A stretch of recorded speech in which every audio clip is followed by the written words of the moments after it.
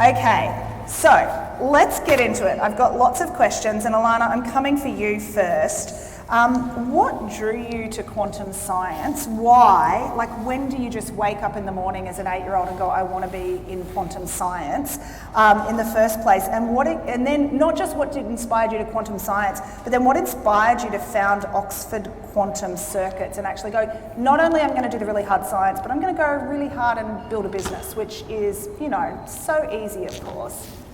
I think when I was about 8 years old, I wanted to be a musician more than anything. Actually, so I first read about quantum when I was about 16, and I was immediately fascinated by all of the concepts.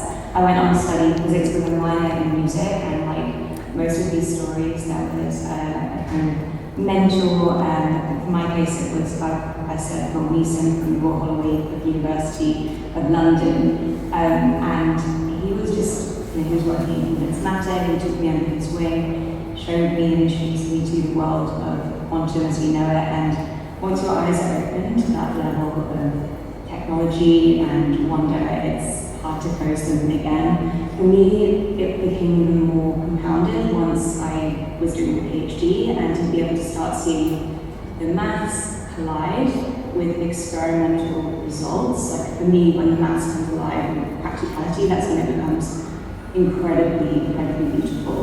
And then to further learn about all of the impact that it can have on the world, then I was completely sold.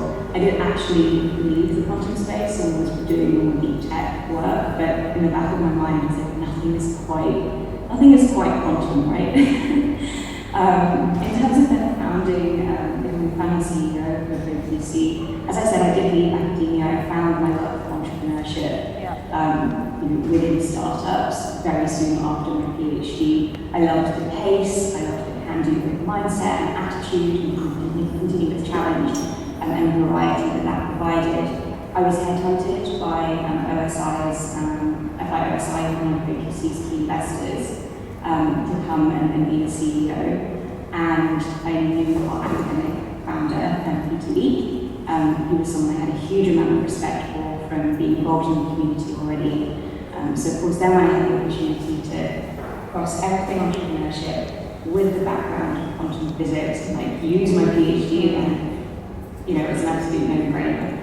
I love it. It's such a fascinating journey, and I do pick up on the fact that if it wasn't for the falling in love with quantum, we could have lost you to be a performer, perhaps, and seeing you gigging around the circuit or something else.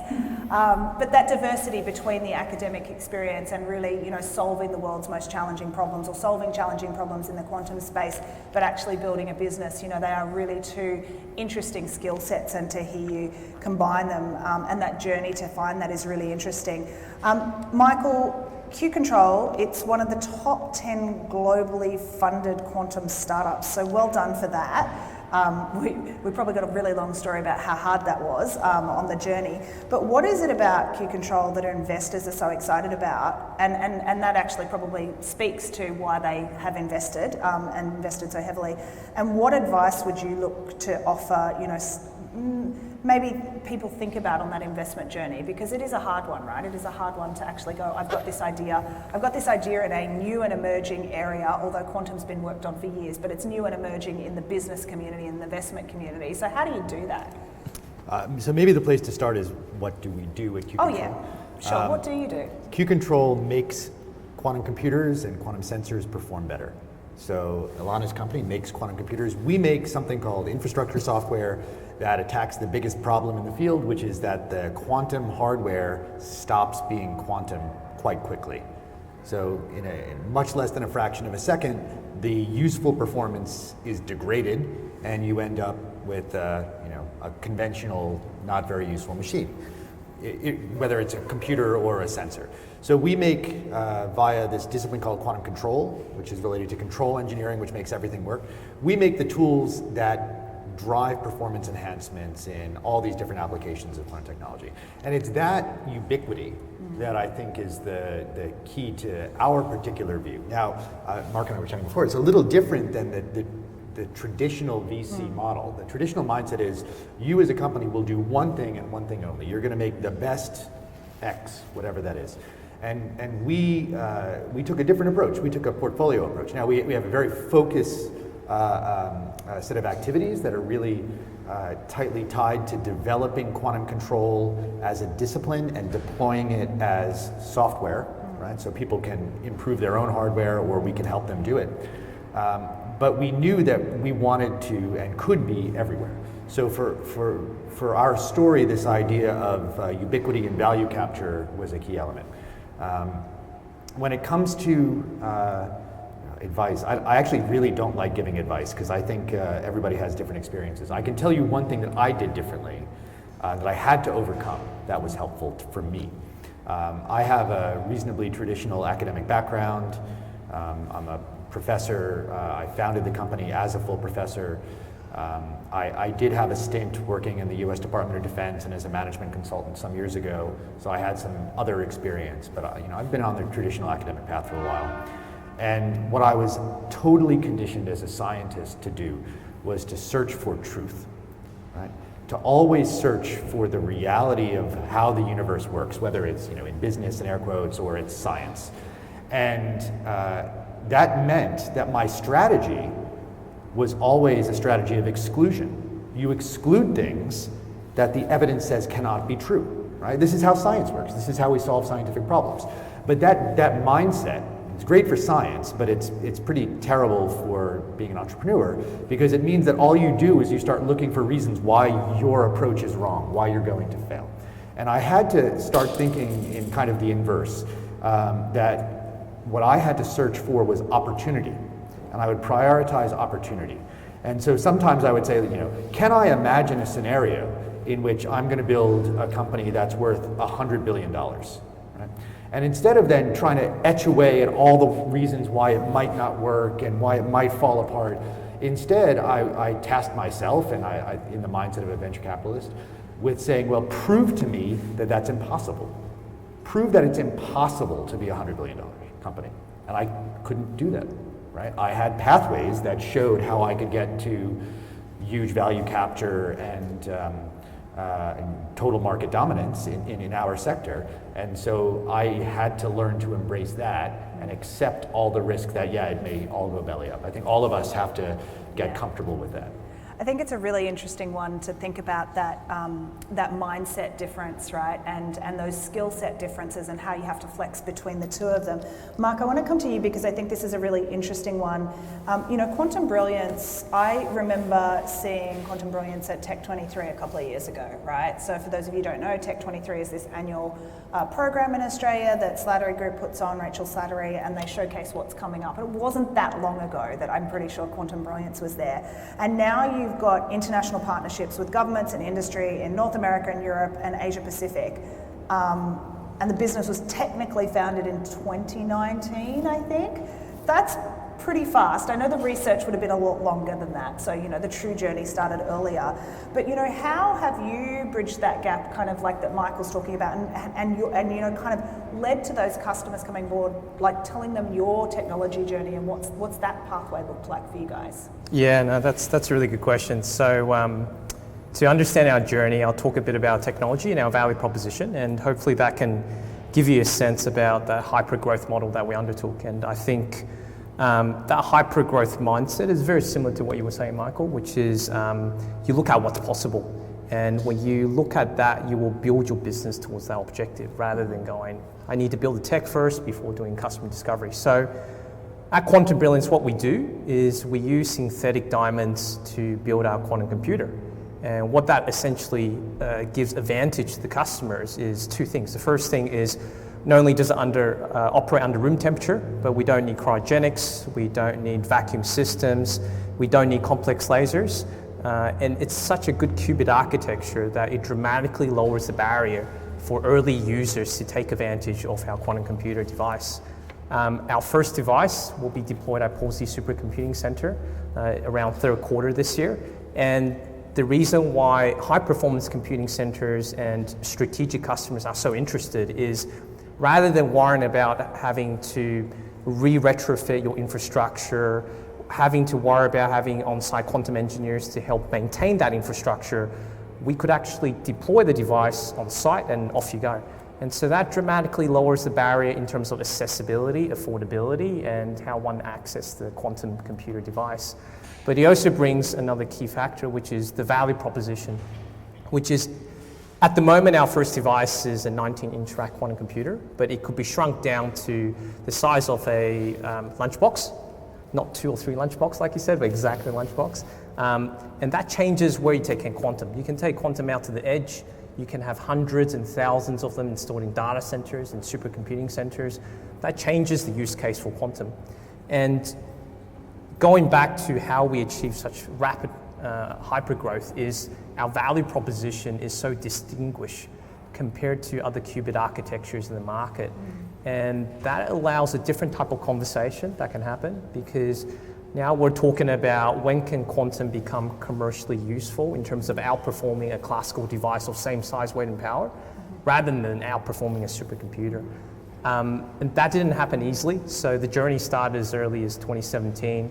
But I'm the CEO, I'm not the CEO, and I don't have a physics background, but the CEO, Andrew Horsley and Marcus Daltrey, who's the Chief Scientific Officer, they're incredibly commercially minded. So before they established the company September 2019, they went out and did over 200 customer interviews globally. And it was as a result of that validation and feedback about that strong market pull that they went, there's a demand for this concept, there's a demand for this value, let's go and build a business around this. And that's how we went around building the strategic customer. So there's really 3 components that has led to where we are. One is customer, value proposition. Second one is credibility, and the last one is capital. And I think one of the things is without that early capital, we wouldn't have gone to where we are today. And I think Australia is at that early cusp of realizing that quantum technology actually has commercial value, and that capital is finally starting to come across now, which is a really good thing. I really love that. Can I just highlight for any budding entrepreneurs out there that tell me you've done customer discovery and you've spoken to 10 people, you haven't done customer discovery. Can you just hear that? 200 customer discovery interviews. And I'm sure that for most of you, that's probably the same amount of some of the investor conversations that you have to have in customer conversations. I want to throw a question over to you all, but Alana, I might come to you first. Because this is a really interesting one, right? You're all working in this emerging industry, and my background is working at Google for 13 years. I remember talking to people about, machine learning and going, oh, let's talk about AI because that's the new way we need to talk about machine learning. But, and going on a journey, at least in Australia, that took forever, and we're still having these ongoing conversations to get business leaders to that point of where they understand the potential. You, all 3 of you, are building something brand new. It's a nascent industry in some sense, even though you're all progressing the science really far. How are you bridging that gap? And Alana, you sort of mentioned this in your opening comments about you love when the maths provides an output or something useful to somebody, which is my paraphrasing of kind of what you were saying. How have you bridged that gap, and how have you gone about getting those first customers, and what does it take to take people on that journey in a business context to understand it and to go there? Because it is a really hard one to grok if you're not an engineer, if you haven't done any physics whatsoever. I mean, the barbecue test about what is a quantum computer and what is quantum computing, that conversation is, we're still having it today. What's that been like for you? How have you bridged that gap? Yeah, it's a really good point, right? Because we cannot only sell it to people that have PhDs in quantum. We need to make sure that it's accessible, that the impact is understood by the key decision makers and key stakeholders of our end users, right? So really being able to communicate and work with people that can help to communicate the true impact, identify the specific business problems and specific business needs, not only in the future, but also stuff that we can start to do today, and to bring that to life. Of course, then just being able to be more simple.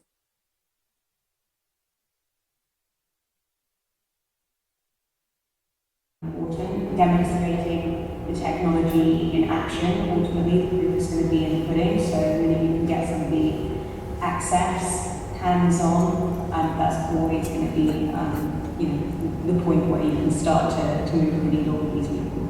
Do you find I'd love to hear it. I would love to hear from the others too, but I do want to ask you a quick follow-up, because do you find businesses in the UK are really, and in Europe I guess, are open to this conversation and embracing it? Is that something that you're finding is moving quite quickly, those conversations? Yeah, this has changed significantly, particularly over the last, I would say, 2 years. You start to see a significant change in market readiness and end user readiness and capability. Before, it was just a ton of education. If I just paid as a consultant to educate people on quantum, our revenues would probably be better than they are today. The smarts, and there's also a significant amount of consultancies that are specifically out there and working more closely with incredibly smart quantum algorithm developers.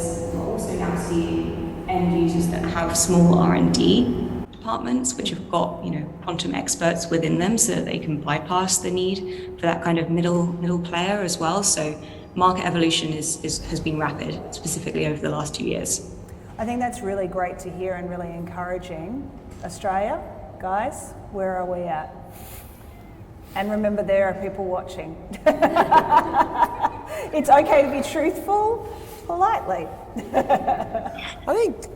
I think our experience in Australia has been relatively constructive. So, for example, our first customer is Australian homegrown supercomputing centre, and the way we've approached that conversation is to really identify what their pain point is and can we address it. And their pain point, as well as most supercomputing centres globally, it's about functionality, not performance. And I think that's the primary misunderstanding people have about the way people perceive quantum computing as a commercial product. So when we go out and we talk to investors, you can almost see the difference between an educated investor and an uneducated investor within the first question they ask, which is, so what can you do with it? And it's that kind of question that makes you go, okay, so the way they're thinking about commercial utility and feasibility is very different from how other people think about it. So I think as an entrepreneur, I don't know whether you found the same experience, Mike, but you have to be really efficient with your time, which is for people where they're not quite ready yet for that kind of product. You don't really spend your time engaging with them. You spend time educating them, but for the ones that match your product specification and their pain points, you pursue that to the end and you find a way to deliver them value, that customer value, and that's the most important thing, and that's how that's how we operate. Yeah. I mean, I don't want to comment on geographic locations. We're a global company, and so from our perspective, it doesn't matter where our customers are, especially in this current strange era. What I would say is, the thing I found both domestically and internationally, and before COVID struck, I was living mostly on a plane between here and Los Angeles because we have an office there as well. Is that actually the task that Mark and Alana were talking about, of this education aspect, it's not dissimilar from things that I learned as an academic, right? And I learned them from my PhD supervisor, who was an extremely extroverted, gregarious guy. It's like the exact opposite of me. I'm a horrible introvert, and in social settings, it's torture. Summed up using a popular trope from the movies, right? Does anybody recognize the phrase, "Sell me this pen"? Yes. Right? Academics are really, really good at telling you how great the pen is. They're going to tell you for an hour how good the pen is. And the lesson, this comes from The Wolf of Wall Street, this guy who's a real slimeball, but he was a good salesman. It's an allegory, in a sense, about the importance of understanding value to your customers. And as an academic, if you're good as an academic, you understand that you have to tell a story that communicates to your audience, whether your audience is undergraduate students or it's PhD students or it's the general population. And if you take that mindset and carry it over as an entrepreneur, it works, right? Because you're either selling to customers, or you're selling to investors, or you're selling to government agencies who are setting national policy, or you're talking to your colleagues and your peers in this kind of setting. I think the idea of prioritizing communication and storytelling is the most important bit, and there's more education to be done in Australia, but to me it's the same thing. It's just storytelling where I understand what the status of my audience is domestically or internationally. Very diplomatic. So does that mean the US has been a bigger market for you to date? Yes. Look, it's no shame to say that, right? Like, this is one of the learnings that we need to have sometimes, I think, is that some countries will progress further. We were talking about it earlier, and the UK, Alana just mentioned in the last 2 years that there's been a real leap forward in that kind of engagement in this space, and I think that's the very reason that the Sydney Quantum Academy is putting on the events that they're doing, that we're doing events like this, is to actually raise the bar of the conversation and the engagement in this, because we want these companies to not just survive but actually thrive and do really, really well. Can I give a very quick shout out?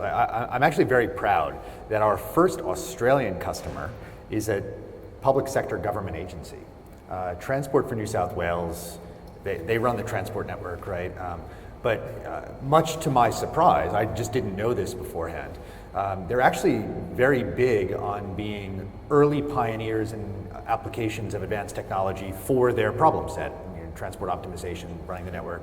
And if you talk to people from the machine learning community, whatever, they're all like, yeah, Transport for New South Wales, they invest all this in AI and ML. I didn't come from that community, so it was news, but it was really exciting that they embraced the future potential of this technology and started working with us to understand how the infrastructure software we make could help them more rapidly solve the problems that they care about. It's a model that I learned in the U.S. government, that the DoD, the Department of Defense, where I used to work, is the biggest consumer of advanced technology.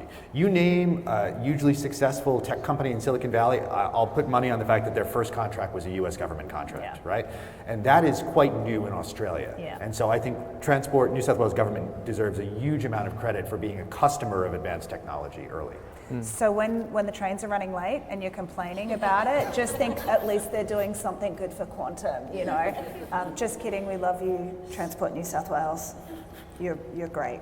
So look, Alana, Mark, I want to throw a question to both of you, and actually this might be one for you too, Michael, but you're both building physical quantum computers, building the machine. So are the biggies, Microsoft, Google, Amazon, a whole bunch of people. What are some of the advantages that you have, and what is it that you think you can do that maybe they can't, or how's that working for you? Because it's a challenge, right? They're giants, and yet you're both doing something quite incredible and getting success. So what's the magic? Alana, we'll throw to you. Okay, I'll go first. For me, it's all about entrepreneurship, right? We're building a fast-paced startup with an elite team mindset. I'm building an elite team over here, and we can foster a culture and environment that we will build the best teams, and ultimately the best teams win. And for me, it's as simple as that. It's not money.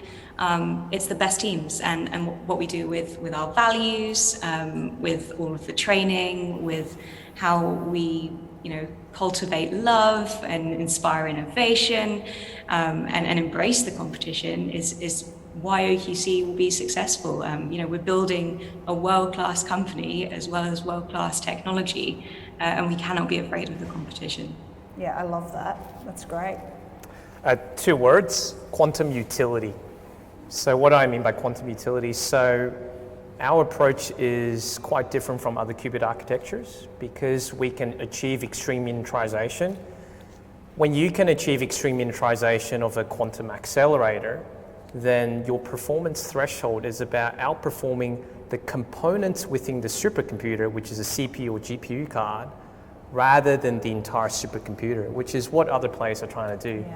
IBM, Google, quantum advantage and quantum supremacy. Quantum supremacy, my definition, is getting a computational task that outperforms a supercomputer for tasks that might not be useful. But quantum advantage is outperforming a supercomputer on a task that's useful. Quantum utility, in our definition, is how do you get to commercial utility that outperforms something of the same size, weight, and power. And at Quantum Brilliance, we've already started to discover some interesting edge application with tens of qubits. Therefore, you start to hit commercial utility and commercial relevance earlier than other players in the market. And as a consequence, that actually really changes how people, innovators, can actually do with quantum computer, which is, we believe that innovation happens when you give quantum hardware in the hands of the innovators. Yeah. And that's how I approach the market. So I think we're in a different space compared to other players in the market. Yeah, I actually love both of your answers there from both the technical perspective and the cultural perspective, because you have to have both. And both of you referenced that of thinking really differently, right? Actually thinking about innovation as the driver, and your end user need to be innovators. They need to be people that want to go on this journey and go early and actually go hand in hand and really closely. Can I try? You can, of course you can. So first I want to say, we don't build quantum computers, but we do build quantum sensing hardware. We do hardware as well. We're putting quantum sensors on the moon, and we're going to Mars, right? This was announced, a grant from the Australian Space Agency to do lunar prospecting and Martian prospecting for underground water using gravitational sensors. It's really, really exciting stuff. How do we then compete with, I don't know, the giant tech companies or giant defense contractors, things like that? Even the tech companies that could in principle look to do things similar to the infrastructure software that we do. And I think Ilana really caught it, and I'll give my take on the same thing. And it's about the company culture, right? And for me, I'll admit that part of the reason I formed Q-Control originally was spite. Like, I was so angry about the way my career as a researcher was going, and all the bottlenecks and all the bureaucracy and all the slow things and all the love of compliance and rules and compliance and forms and compliance. And I wanted to do big exciting things with other people who wanted to do big exciting things, and have a handshake agreement, right, that none of us are going to steal from each other or steal from the public purse or do those things, instead of having lots and lots of forms that say the same thing but don't give any extra security. And so I wanted Q-Control to be the place where everybody wanted to work to do the best science, product engineering, technical development, without any of the horrendous bureaucracy.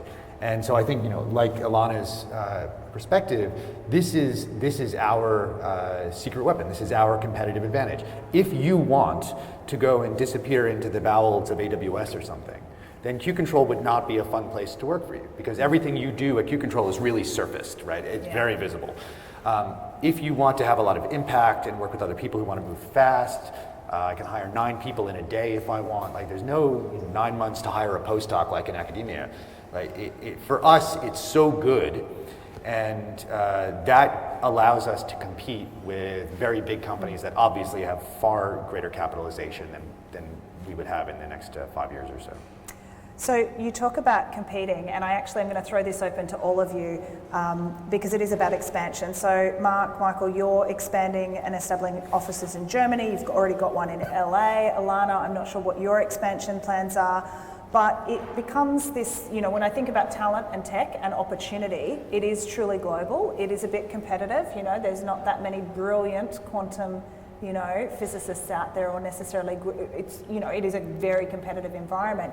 How are you all thinking about expanding both your physical footprint in terms of team and markets and opportunities, and why Germany also? That's a lot of questions in there, and I feel free to first in best dressed on answering those. I'll go. I am the best dressed. This is only the second talk I've ever given in a t-shirt. It feels really, really creepy. So what about our expansion plans? You chase talent, first thing you always do. Some people don't want to leave general region. Some people don't want to leave continental Europe, right? I understand that, so we'll have an office there. Same in the United States. I would say, there's another bit which is a little bit more challenging and less positive, which is that there is a growing nationalistic aspect to quantum technology. I personally think this is a horrendously bad thing that's happening. It's too early in the development of this technology to try to be putting up walls, especially if you're a small nation like Australia, middle economic power. The reality is that in order to tap certain markets, you must have a domiciled organization. I have had 3 different research teams in the EU ask us to join big programs, ask Q-Control to join big programs for our technical contributions, and then at the last minute come back and say, sorry, we can't do it. Like the feedback from the commissioner was, you're not EU domiciled. So even though it's in the rules, Yeah.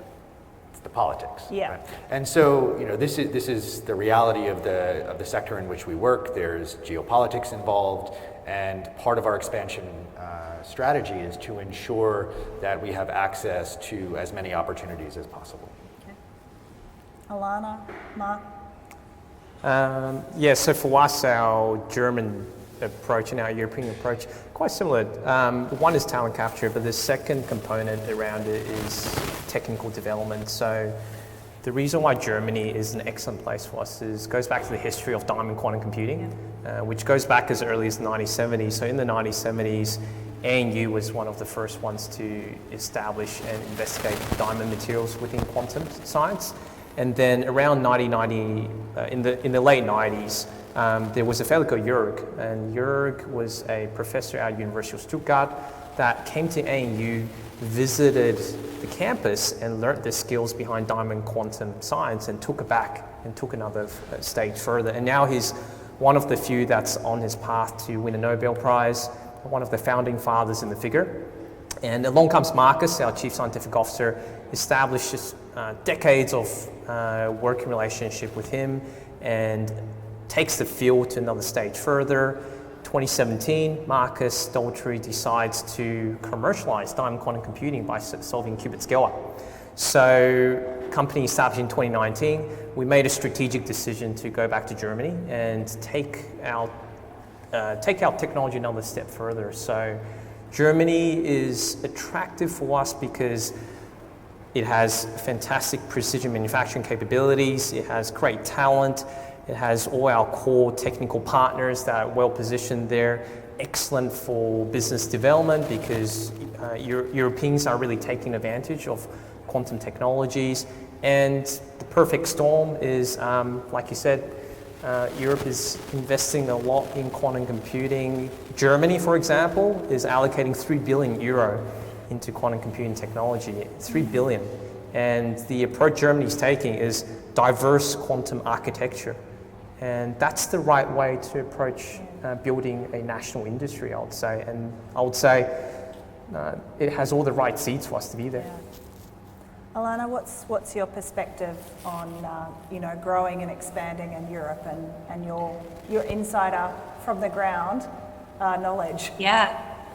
Well, the UK has had a bit of a rough year, so we'll see how that continues to progress. Like, we're just having to play things by ear in terms of changes to the dynamic, with the UK and Europe for now. But, we're very fortunate as part of, a spin out from the Oxford University that Oxford has humongous international pull, and that reputation is a huge advantage for us. Over the last year, we've tripled in size, and we've been able to do that throughout the pandemic. We've hired internationally. We've got team members from all across the world now with us today, and we'll continue to do so. So there's another kind of continuing to double in size year on year, pretty much, at the fastest you can go sustainably, and making sure we have all of the right foundations in place to grow the company successfully. For now, we are very much UK focused. We're building, our commercial lab is here. A lot of the R&D development, our partnerships are kind of UK focused, but also more European focused as well. But we're very fortunate to have Oxford Instruments just down the road, one of the key suppliers. Very open, and of course it is part of our strategy that I can't necessarily talk about right now. But I think the UK and the UK ecosystem is flourishing, and it's a fantastic place for us to be. I love that insight. I want to stay with you, Alana, but pick up on something that all three of you, or both of you have both mentioned, guys, around policy and government policy a little bit. Alana, you're a member of the World Economic Forum's Future Council on Quantum. My gosh, that's a mouthful. I'm really intrigued by sort of what you're seeing in that role, and what are some of the applications that are being thought of there, and the perspective about that, and are we focusing in the right space? Because I think what we're hearing from our panelists that are live here today is there is some challenges in different markets about how governments are thinking about it, and so I'd love some insight from that if there's anything that you can share with us from that position that you have. Yeah, sure. I was very thankful to have been invited by Germany over at PsyQuantum to join last year, and it's been super fruitful conversations. I think the point was spoken to already around quantum nationalism and how that might stifle collaboration. I think that's a really important one. It's a topic that's discussed quite regularly. The topic also of quantum ethics. We're building an entire new ecosystem and industry here, making sure that we're doing that in a considered manner is a huge topic of conversation. Identifying and navigating, telling the story, as Michael was saying, like we need to tell stories, but those stories need to be based out of realistic optimism, like they need to be based from a source of truth, but also be highly inspirational and showcase the true potential without necessarily leaning into complete bull territory. So like, how do we navigate that? In terms of use cases, I think one of the things we can benefit from as an industry is having better examples of those stories in action. They become commercial very quickly, so then everybody has to kind of lock down what communications they put out. It's fantastic to see some companies putting out papers and like sharing some of that knowledge and insight as well. But it is one of these things where I think when you lean into almost hype, or where things become hypey, is when there aren't stories that are founded in truth or what we can do evidenced. And this means it's quite hard to communicate, what quantum can actually do. And that can unfortunately lead to, all of the good things that quantum can do and sometimes get lost. We see a lot of conversations around cybersecurity, and where kind of the negative, the dangerous side of quantum, needs to be paid attention to. And they're right, we need to pay attention to that as well, but it can be very easy, for the shock factor or the scare factor to override all of the incredible good that can come from quantum, and we just need to be able to navigate that. And a lot of the World Economic Forum conversations and discussions that we've been involved in have been, covering all of those topics, and they're hugely interrelated. I think it's a really interesting point that you make about the storytelling and, what good can come and, what are those things, and making it digestible and actually understandable, because that's, part of the challenge with quantum. If the minute you go down qubits, you lose half the room sometimes, unless you're in a physics lecture hall. And even then you probably lose half of them, depending on which university you might be visiting. But I want to pick up on something that you're kind of touching on, and this is probably for all of you. Nascent industry, emerging, competition, collaboration. How important is collaboration across the sector? And are there any sort of, really great examples that we see? Like, will we ever see a, business opportunity between the three of you potentially? I don't know, maybe it'll come out of this event, maybe not. But, how important is that for startups in particular, I think, to be collaborating in this space right now, and breaking down maybe silos and dealing with that sometimes too, they are going to be, sometimes you're a collaborator, sometimes you're a competitor. What does that look like? And I'll throw that open to whoever wants to go first. From our perspective, well, let me first give my perspective on the policy question, right? Because Yeah. that's really what's underlying this. Collaboration is a means to an end, right? And I think we too often consider it the end, right? That the policy is all about, well, you foster the collaboration. Actually, you want to foster the end goal, which is maybe some economic development or a technical outcome or whatever. And so to me, it's very important that collaboration is natural. We should not make strange bedfellows. We should have people and organizations whose interests align and whose skills and capabilities are complementary.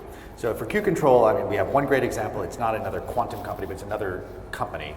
There's a company called Advanced Navigation. They make inertial navigation systems for, space industry, for autonomous vehicles and the like. And we have entered into a partnership with them, with a defense sector customer, building a new generation of quantum enhanced navigation systems, where the IP is, in the common parlance, his, hers, and ours, right? So there's a sharing of how we do the technology development, and then the outcome is that we collectively go to market with this totally new navigation system that allows dead reckoning navigation potentially for months instead of hours, right? Now this is something that comes from the combination of the skill sets, and I mean we have others within the quantum ecosystem, but I think it's just a great example of how when interests align, it's very natural. It doesn't matter if nominally we could be competitive and maybe we could try to do it all on our own. I think collaboration is kind of always there if the settings are right. Yeah. From our side at Quantum sorry. It's okay, go on. From our side, Quantum Brilliance, we're a full stack quantum computing hardware company, so collaboration is our DNA. And it is quite critical for that to happen, because I think that's how you build the best product, and that's how you can accelerate your speed to market. From our side, we coordinate and collaborate across the entire stack, from Diamond Materials, which is more research collaboration, to quantum applications, where we've been working with a machine learning company in discovering quantum computing applications at the edge, to even us having conversations with Q-Control about how we can potentially work together on the middleware side of things. So absolutely, I think collaboration is essential. Yeah. Alana? Yeah, I completely echo that. You've sung my strategy back at me. We build the core and we partner with the best. We need to remain agile within this rapidly evolving ecosystem, and partnership is absolutely key to delivering on that. That's good to hear. It's good to hear that we're not frenemies, but we're actually going to find a vision and values alignment, which I think is what I'm hearing picking up in all of you. It's about vision and values and coming together for that shared goal. I'm going to do something a little bit different tonight. I'm actually going to throw to the panelists, and I'm going to give you the opportunity to ask one other panelist a question that you would like to do, so that you would like answered. And you can cheat and use, well, you can not cheat, but you can use the question that you asked before when I was doing this in prep, just for fun, because I wanted to know whether there was going to be any great questions. But would anybody, Michael, I'm going to throw to you and put you on the spot. Would you like to ask either Mark or Alana a question? Ilana, what has the experience been being I think you used the word headhunted CEO, as opposed to CEO/founder, which is maybe a little more common in our very young industry? What's that experience been like? I mean, I came in so early. Like, I came in at the point where I was handed a laptop, a patent that was pretty much, well, it was filed, but the technology hadn't yet been proofed out. So, I came in so early that the term we use is I am a founding CEO, because Peter and I have joined and built this company up together in that way. Yes, I'm not on paper like a founder in the same sense from a shares perspective, for example. But Peter, his passion is within academia, and he's super passionate about making an impact with the company. And he has been incredibly supportive in helping and supporting the company, whilst also giving me the space as the CEO incoming to really take ownership of building this company and helping build his vision in this commercial setting. So I don't think there's been much that would be that different from if I had, within the OSI network, within the Oxford network, there's a lot of CEOs that I'm in touch with, that some of them have come out from academia, have done a PhD and span out and then created companies individually. Some of them have been brought in like myself, and our experiences are generally quite similar, actually. I think it's a very, we were talking about this earlier, commercial lens that you bring to thinking about, actually building the business as well on top of everything else, which is really awesome to see. And I think it's a great story to hear of an academic that actually has gone and said, you know what, I need to bring in a CEO. Sometimes it's right to do it yourself, sometimes it's not. It's actually going, but it actually comes back to the point that you made earlier about team. And recognising that a company is never built on a founder, the company is built around a team. And I think you've all sort of spoken about that tonight. Mark, who do you want to ask a question to? Mike. Being one of the most top 10 funded quantum startups in the world,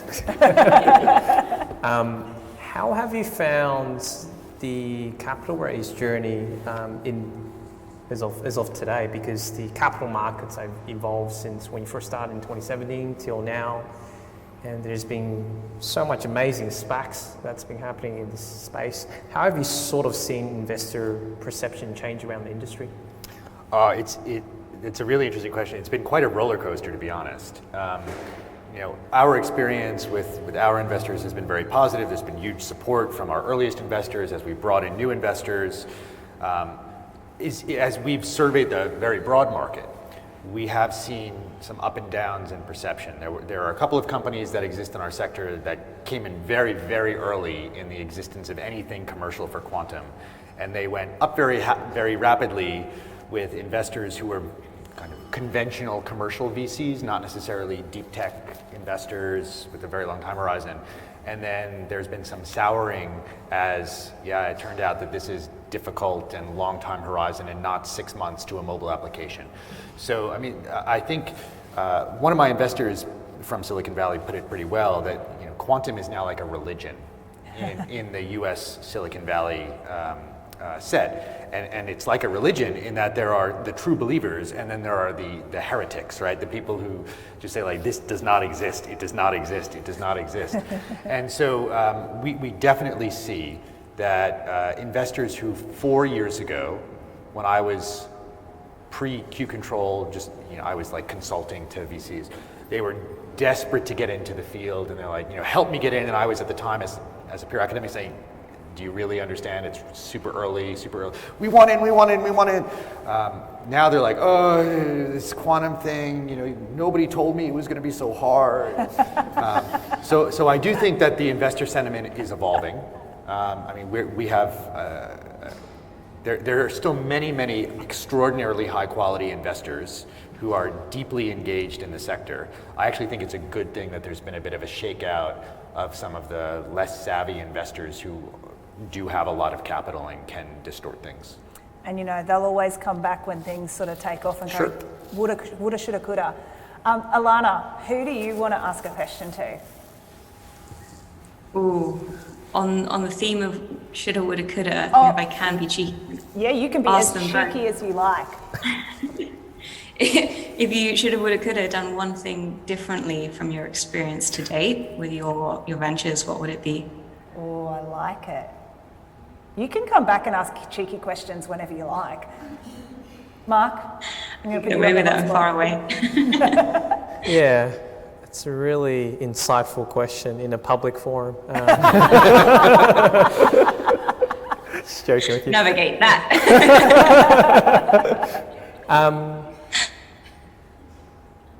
One of the key learnings we've had as the early stage startup in the growth journey is hyper growth is really helpful. And we spoke about culture a lot today. And what I would say is hiring with excellence is absolutely critical. And what I mean by that is the quality of your hire really defines the entire, it's a multiplier effect. Yeah. And I guess at Quantum Brilliance, we're pretty much similar to Mike and Ilana as well. We're all about hiring the right people and the excellent people that fits the vision. And I think that's the most critical thing to building a really strong talent base to take on the world. Yeah. I think what I'm reading between the lines is hire slow, fire fast. basically. Which, yeah, I see the nods and the laughs, but it's true, right? You know, people are either adding to the value to the company or they're sucking time out of you. And so, you know, we know which one we want in the business. Mike, woulda, shoulda, coulda, done differently. So my first hire was a non-technical CTO who has been fantastic. Perfect complement for what I needed. Now, non-technical, non-quantum. He was a software engineer. My second hire was a designer, head of design, and then it was almost all quantum people. I think my mistake was I didn't, in that earliest stage, hire a head of product or a product manager. Because look, I have the quantum technology perspective, my CTO had the software engineering perspective, the product development and engineering side, but I didn't even know at the time what this whole idea of product management, product ownership was. And I think that's the most important thing that I would say anybody should learn about super early. And had I the opportunity to do it again, it would have been one of my first few hires.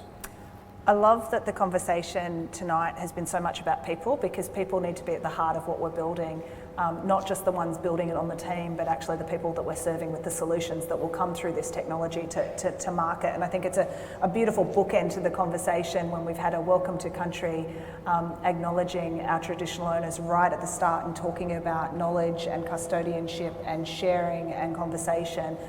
To come back to the fact that it is all around people. And so it's a very insightful question. We are going to draw to a close in a moment, but I'm going to give you all one sentence. I want you to give me a one sentence or two sentences maximum, and not a one sentence, I'm looking at you. What? Not a one sentence that goes for 5 minutes, that you have to draw breath in between.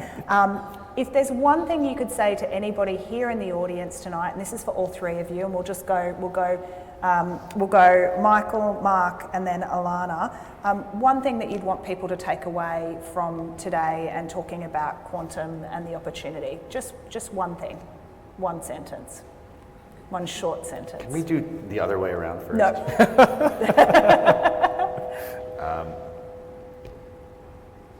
It's about doing things that enrich your life and surrounding yourself with people who enrich your experience. And that's the only thing that actually matters, from investors through to your team members.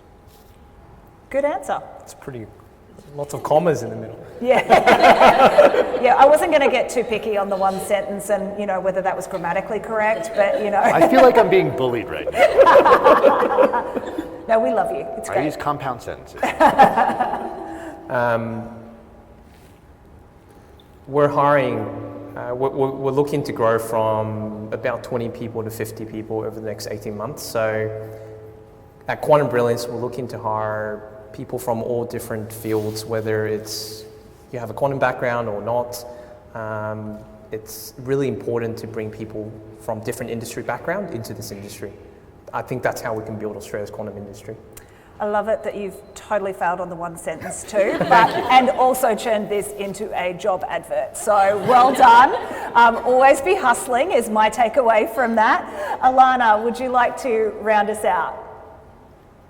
Sure. The tech of tomorrow will reflect the people that build it today. So build good, diverse teams, and we will have a good, diverse future. Yes. I love it. I love it. What a way to round us out. You thought you were coming here to talk about quantum all night, but actually what we've done is talk about people all night. And I think that's a really good way of reframing the conversation of what really matters. So with that, we are going to draw the formal part of this event to a close. So can you please join with me in thanking all of our panelists for their time tonight. And we're going to, unfortunately, we have to say goodbye to Alana now, so she's off to do her day and go out and hustle and do good and build amazing things. But for everybody that has joined us here tonight and live online, thank you very much for your time. Thank you for coming out in the cold, for those of you that are here. Stick around, we will have some drinks and some mingling and some food and some opportunities to network. Special thanks to our partners in tonight's event, Sydney Quantum Academy and the Sydney Quantum Network. We hope this has been a great event for you. Please go and hit up the team. Sydney Quantum Network, put your hands up if you're here tonight, everybody and the team. That's who the team are. Go talk to them. They would love to meet you. They're very, very friendly, I promise. Thank you very much to South Everleigh for your support for the event tonight and for the Visiting Entrepreneurs Program. If you don't know, there's some great events coming up at South Everleigh. The I wish, that's my wishful thinking. The Solstice Festival is coming up. It will be chilly, so put on your warmest things, but come out on the 18th and 19th of June. There's going to be some fantastic things happening around the precinct here. And a massive thanks to the City of Sydney. They have a closing event tomorrow night with Alana. She's actually back to back with that in Science We Trust, which I think is going to be fantastic. And then from all of us here at Cicada, we'd love to stay in contact and in touch. So please sign up to our newsletter, come along to the events that we hold with our many, many, many partners. We want you to be part of our deep tech journey and support all of the businesses and the founders that we see coming through our place that we get to call residents and friends, even if they're not residents. Can't have everything you want in life. So, but thank you so much for your time, and let's relax and have some drinks and some food and enjoy the rest of the evening. Thanks.